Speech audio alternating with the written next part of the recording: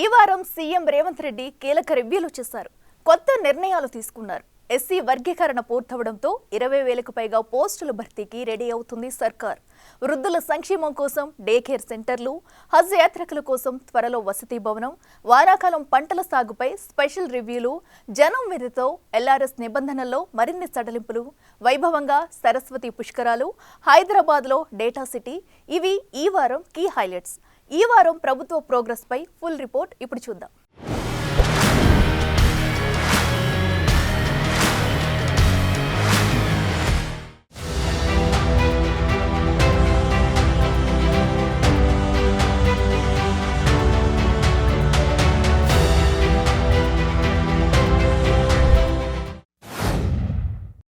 Job calendar ప్రకారం ఉద్యోగాల భర్తీకి కట్టుబడి ఉన్న తెలంగాణ ప్రభుత్వం తాజాగా మరో అడుగు ముందుకేసింది. త్వరలో 20,000కు పైగా కొత్త పోస్టుల నియామకాలకు కసరత్తు చేస్తోంది. కీలకమైన ఎస్సీ వర్గీకరణ పూర్తవటంతో వీలైనంత త్వరగా కొత్త నోటిఫికేషన్ల జారీకి రేవంత్ ప్రభుత్వం, నియామక సంస్థలు రెడీ అవుతున్నాయి. 2024-25 ఏడాదికి ఉద్యోగాల భర్తీకి ప్రభుత్వం జారీ చేసిన జాబ్ క్యాలెండర్ కు తగ్గట్లు అప్పటికీ ప్రభుత్వం గుర్తించి పంపించిన ప్రతిపాదనల్లో మార్పు చేర్పులు జరుగుతున్నాయి. ఎస్సీ వర్గీకరణకు అనుగుణంగా రోస్టర్ ప్రకారం ఖాళీల వివరాలు తెప్పించుకుని పోస్టుల భర్తీకి సవరించిన జాబ్ క్యాలెండర్ రాబోతోంది. ఈ ప్రకారం త్వరలోనే 20,000కు పైగా కొత్త పోస్టులతో నోటిఫికేషన్లు వెలువడే అవకాశం ఉంది. ఎస్సీ వర్గీకరణకు ఇటీవలే సుప్రీం అనుమతి ఇవ్వటం, తెలంగాణలో ఎస్సీ వర్గీకరణ పూర్తి చేయడంతో పోలీసుల భర్తీకి రూట్ క్లియర్ అయింది. నిజానికి ఈ కారణంగానే గతేడాది సెప్టెంబర్ నుంచి షెడ్యూల్ ప్రకారం రావాల్సిన నోటిఫికేషన్లు ఆగిపోయాయి. ఏప్రిల్ 14 నుంచి ఎస్సీ వర్గీకరణ అమల్లోకి రావడంతో ప్రభుత్వ విభాగాలు ఖాళీల గుర్తింపు ప్రక్రియ మొదలుపెట్టాయి. జాబ్ క్యాలెండర్లో పేర్కొన్న కేటగిరీల వారీగా గ్రూప్స్, టీచర్, పోలీస్, విద్యుత్, గురుకుల, వైద్య నియామకాలు చేపట్టేందుకు ప్రభుత్వం ఉద్యోగ ప్రకటనలు జారీ చేయనుంది. బ్యాక్లాగ్గా మారిన ఉద్యోగాలను కలిపి నోటిఫికేషన్లు ఇవ్వాలని యోచిస్తోంది. ఆర్టీసీ వైద్య విభాగాల పరిధిలోని దాదాపు 10,000 వరకు పోస్టులుంటాయన్న అంచనాలున్నాయి. గురుకుల నియామకాల్లో దాదాపు 2,000 పోస్టులు బ్యాక్లాగ్గా ఉన్నాయి.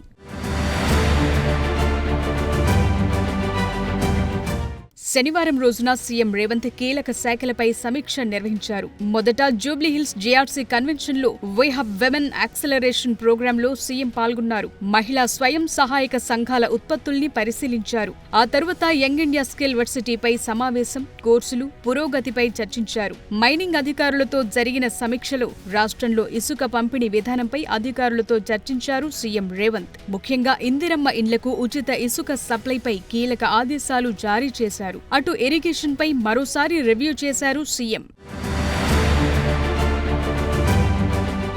అభివృద్ధి, సంక్షేమంపై ప్రత్యేక ఫోకస్ పెట్టిన రాష్ట్ర ప్రభుత్వం తాజాగా మరో కీలక కార్యక్రమానికి శ్రీకారం చుట్టింది. అనాథ పిల్లలకు ఆరోగ్యశ్రీ కార్డుల్ని మంత్రి సీతక్క పంపిణీ చేశారు. తెలంగాణలో తొలిసారిగా అనాథ చిన్నారులకు ఆరోగ్యశ్రీ కార్డులు అందించే కార్యక్రమానికి ప్రజా ప్రభుత్వం శ్రీకారం చుట్టింది. ఎలాంటి అనారోగ్య సమస్యలున్నా కార్పొరేట్ హాస్పిటల్స్ లో ఉచితంగా వైద్యం అందుకునేలా ఆరోగ్యశ్రీ కార్డులు పనిచేస్తాయి. 10 లక్షల వరకు ఉచిత వైద్యం అందిస్తారు.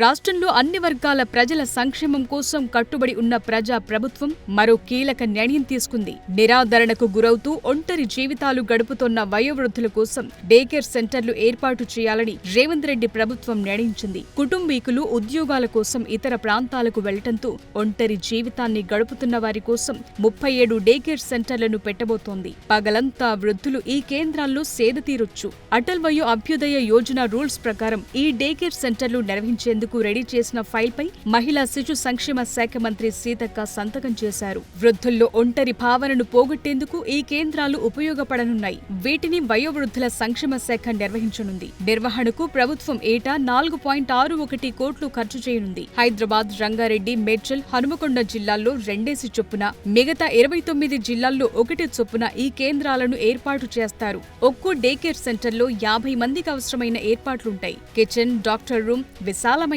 హాల్, క్యారమ్స్, టెన్నిస్, చెస్ వంటి ఆట వస్తువులు, లైబ్రరీ, ఇతర మౌలిక సదుపాయాలు కల్పిస్తారు. ప్రతి వారం 2 సార్లు డాక్టర్లతో ఆరోగ్య పరీక్షలు నిర్వహించి అవసరమైన మందులను ఫ్రీగా ఇస్తారు. ఇక్కడికి వచ్చే వృద్ధులకు రాగి జావా, పండ్లు, పండ్ల రసాలు, ఉప్మా, టీ, బిస్కెట్లు అందించేలా మెనూ రెడీ చేశారు. తెలంగాణలోని మైనార్టీ వర్గాల అభివృద్ధి, విద్య, ఉపాధి రంగాల్లో సహాయ సహకారాలు అందించేందుకు ప్రభుత్వం కట్టుబడి ఉందని సీఎం రేవంత్ స్పష్టం చేశారు. ముస్లింలలో ఎంతో మంది నిరుపేదలున్నారని, ప్రభుత్వం అమలు చేసే సంక్షేమ కార్యక్రమాల్లో వారి జనాభా ప్రకారం అవకాశాలు కల్పిస్తామన్నారు. హజ్ యాత్రికులకు నాంపల్లిలో వేడ్కోలు పలికే కార్యక్రమంలో సీఎం పాల్గొన్నారు. హజ్ యాత్రికుల కోసం శంషాబాద్ ఎయిర్పోర్టు సమీపంలోని మామిడిపల్లిలో వసతి భవనం నిర్మించాలని ప్రభుత్వం నిర్ణయించింది. ముస్లింలు జీవితంలో ఒక్కసారైనా హజ్కు వెళ్లి ప్రార్థనలు చేయాలని అనుకుంటారని, ఈసారి ప్రభుత్వానికి 6,000 దరఖాస్తులు అందితే వాటన్నింటినీ ఆమోదించినట్టు సీఎం రేవంత్ చెప్పారు. ఓల్డ్ సిటీ అభివృద్ధి కోసం ఎంపీ అడిగిన దానికంటే ఎక్కువగానే దాదాపు 2,000 కోట్ల రూపాయల అభివృద్ధి పనులు చేపట్టామన్నారు సీఎం. వానాకాలం పంటల సాగుకు వ్యవసాయ శాఖ రెడీగా ఉండాలని సీఎం రేవంత్ రెడ్డి ఆదేశించారు. అన్ని జిల్లాల్లో సాగు విస్తీర్ణానికి సరిపడే విత్తనాలు, ఎరువులు రైతాంగానికి అందుబాటులో ఉండేలా చూడాలన్నారు. ఈ నెల 16న వ్యవసాయ శాఖపై చేసిన రివ్యూలో కీలక ఆదేశాలిచ్చారు. నకిలీ విత్తనాలు, రైతులను మోసం చేసే కంపెనీలు, వ్యాపారులపై కఠిన చర్యలు తీసుకోవాలన్నారు. కల్తీ, నకిలీ విత్తనాల దందాకు చెక్ పెట్టేందుకు అన్ని జిల్లాల్లో కలెక్టర్లు, పోలీస్ అధికారులు అలర్ట్గా ఉండాలన్నారు సీఎం. జిల్లాల వారీగా వ్యవసాయ శాఖ, పోలీస్ విభాగం సంయుక్తంగా టాస్క్ ఫోర్స్ దాడులు నిర్వహించాలని, రాష్ట్ర సరిహద్దులు అన్ని చోట్ల టాస్క్ ఫోర్స్ నిఘా ఉంచాలని, పీడీ యాక్ట్ పెట్టాలని చెప్పారు. అన్ని జిల్లాల్లో సరిపడా విత్తనాలు, ఎరువులు అందుబాటులో ఉన్నాయని అధికారులు సీఎం దృష్టికి తీసుకొచ్చారు. ఈసారి రుతుపవనాలు ముందే వస్తుండటంతో రాష్ట్రంలోనూ వానలు ముందుగానే కురిసే అవకాశముందని వాతావరణ శాఖ చేసిన సూచనలను రైతులు గమనించి ఆ ప్రకారం విత్తుకు సిద్ధమవ్వాలన్నారు.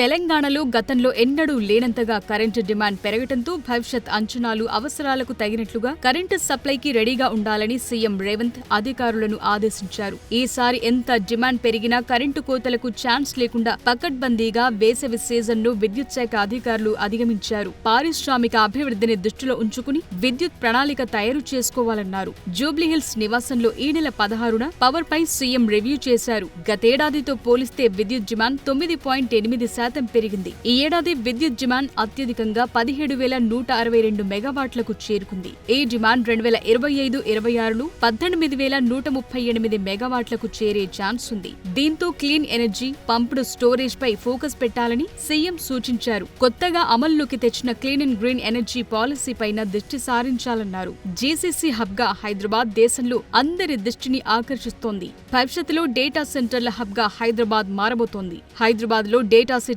ఏర్పాటు చేయబోతున్నామని సీఎం ఈ సందర్భంగా చెప్పారు. ఫ్యూచర్ సిటీలో టవర్లు, పోల్స్, లైన్స్ ఏవీ బహిరంగంగా కనిపించకుండా పూర్తి భూగర్భ విద్యుత్ లైన్లు ఏర్పాటు చేయాలన్నారు. అటు జీహెచ్ఎంసీ పరిధిలోనూ స్మార్ట్ పోల్స్ ను ఏర్పాటు చేయాలని ఆదేశించారు.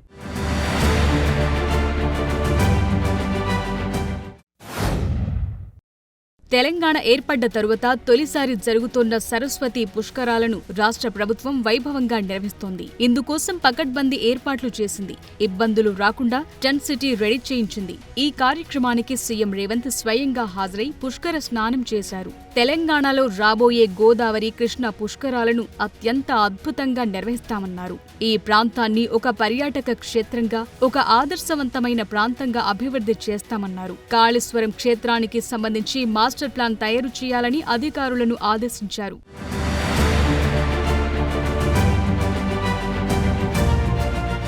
అనుమతి లేని లేఅవుట్ల క్రమబద్ధీకరణ కోసం 2020లో ఇచ్చిన ఎల్ఆర్ఎస్ నిబంధనలు మరికొన్ని సడలింపులు చేస్తూ తెలంగాణ ప్రభుత్వం కీలక నిర్ణయం తీసుకుంది. ఇప్పటి వరకు ఎల్ఆర్ఎస్ క్రమబద్ధీకరణకు రిజిస్టర్డ్ సేల్ డీడ్ ఉన్నవారికి అవకాశం ఉండేది. తాజాగా జీవో 98 ప్రకారం registered gift deed, registered exchange deed, వారసత్వ రిజిస్ట్రేషన్లో ఉన్నవారు కూడా తమ ప్లాట్లను రెగ్యులరైజ్ చేసుకోవచ్చు. పురపాలక శాఖ కార్యదర్శి ఇలంబర్తి ఈ నెల 15న ఉత్తర్వులిచ్చారు. ప్రజల నుంచి వచ్చిన వినతుల ప్రకారం ప్రభుత్వం ఈ నిర్ణయం తీసుకుంది. అనుమతులు లేని లేఅవుట్లలో చేతులు మారిన ప్లాట్లను కొనుగోలు చేసిన వాళ్లు కూడా ఎల్ఆర్ఎస్ కు అప్లై చేసుకునే అవకాశం కల్పించారు.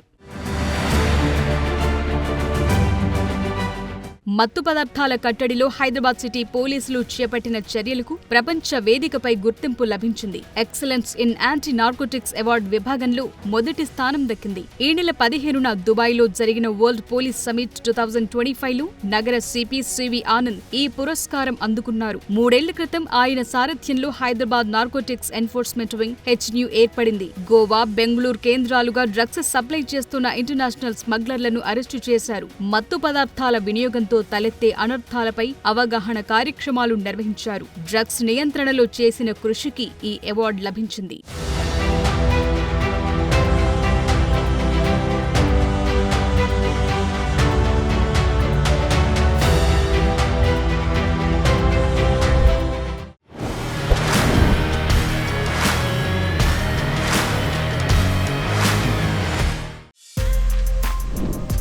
For more videos like this, subscribe Big TV channel.